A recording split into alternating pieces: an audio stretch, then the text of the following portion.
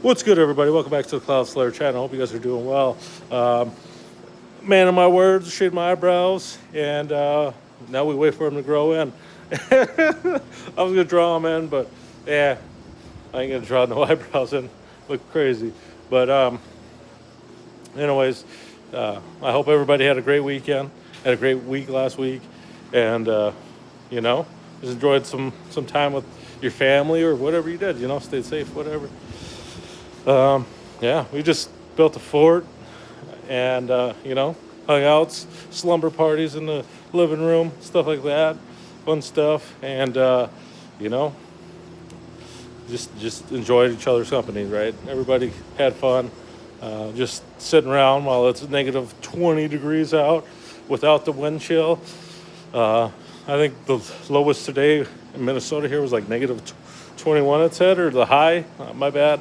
The lowest would be lower, obviously. I don't know, but it's pretty outrageous. But nothing that we're not accustomed to having, at least a couple times per year, right? I think the longest I seen where it was like negative out was like like 2 weeks or some stuff like that, years back, and it's gonna happen.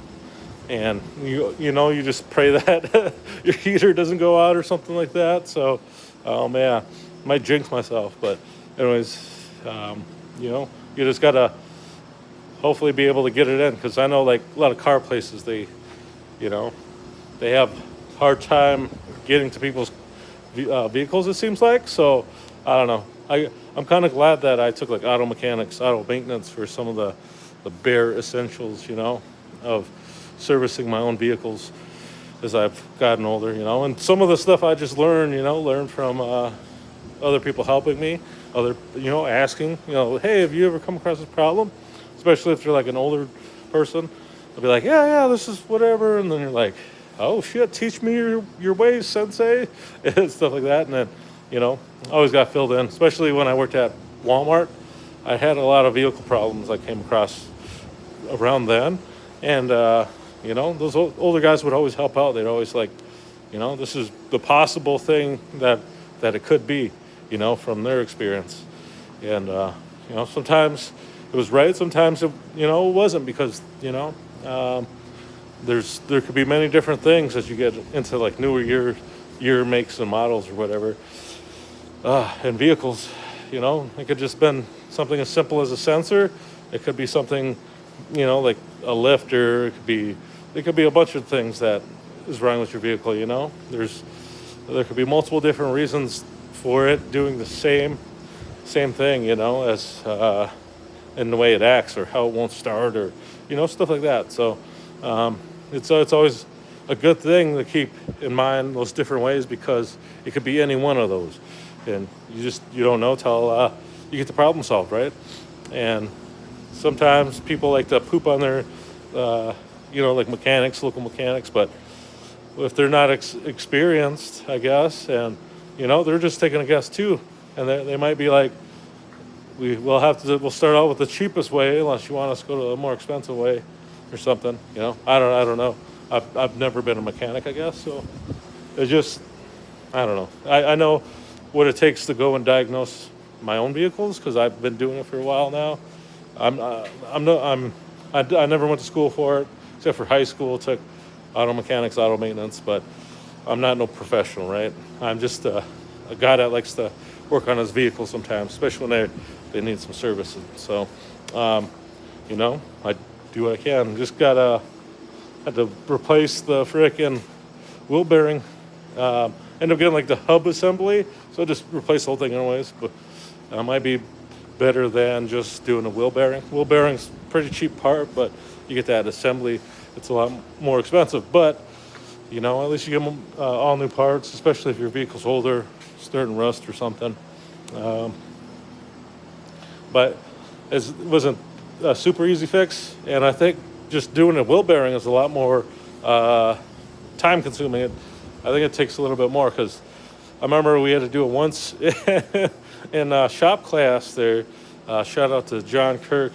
Rest in peace. He passed away a few years ago, but he was our shop class teacher, and he, he had us changing one of those out, and Me and my buddy Victor, one of my best friends from high school there. Hey, Victor. But we went to change it, and the fucking bearings fall all over the place. Like, what the fuck is this? And then, it's like, dude, it shouldn't be this hard. He's like, keeping these little fucking balls right in this goddamn thing. He was just going off. He's like, I'll grease that bitch up for you guys. And he's just fucking reaming our asses for it. He's like, I'm sorry, dude, we didn't know. And then, we got it back, and he just kept talking shit. He was always talking shit. He was a great guy. So, you motherfuckers don't be dropping your balls again. Yes, sir.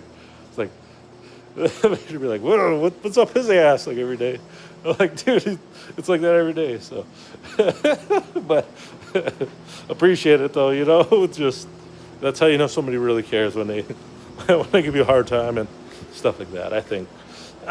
But he was a pretty tough teacher. He's an old school guy. He was in the military when he was young too. So, obviously some of that stuff wore on him, and how he talked to people and stuff like that. Maybe I didn't take it badly. I was like, dude, this is like home, man. To me, that's how my family's talked. So I was no different from me. So it was I'd be like, all right, dude, let's go, let's do it, let's get it done, whatever. Like, it's my first time, but I'm always willing to learn something new and stuff like that. So I appreciate it. Like, teachers that cared and did their best to help you learn and stuff like that. Sometimes you don't get that. Sometimes you just get some that, I guess, you're just not as lucky, because they're human beings too, right? They have a lot going on in their lives. We don't quite realize that yet when you're developing and stuff like that. So, but as you get older, you kind of more appreciate it more and more when you do come across some great teachers like that, where they're beyond passionate for what they do, and they go above and beyond what we would consider to be a norm, I guess, or stuff like that. I don't know. Maybe you're lucky and you got all your teachers cared, and which is cool. So, but I know in my times coming up, I got teachers that they just weren't the best like that. So, and I know I wasn't the best student at times. So as I get older, I'm like, oh man, I should have been a better kid instead of being a little shithead sometimes. But that's what makes us who we are, right? Is learning and going through those things and stuff like that. So, everybody can do it at all stages, regardless of educational status, I suppose. So, but anyways, thanks everybody for jumping in, listening to Ramble a little bit about the past. But like I said, looking back at the past, and they'll teach you some things that's going forward, right? They'll remind you of some things to maybe value, cherish, or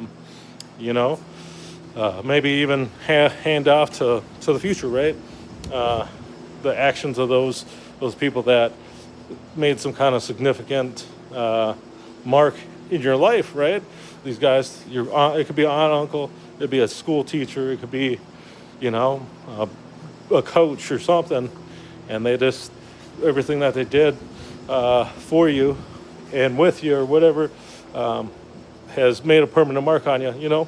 Appreciate those, because life's too short, right? Life's too short, and it's always good to be thankful, be humble, because without any type of support or anything like that, many things wouldn't be possible, right?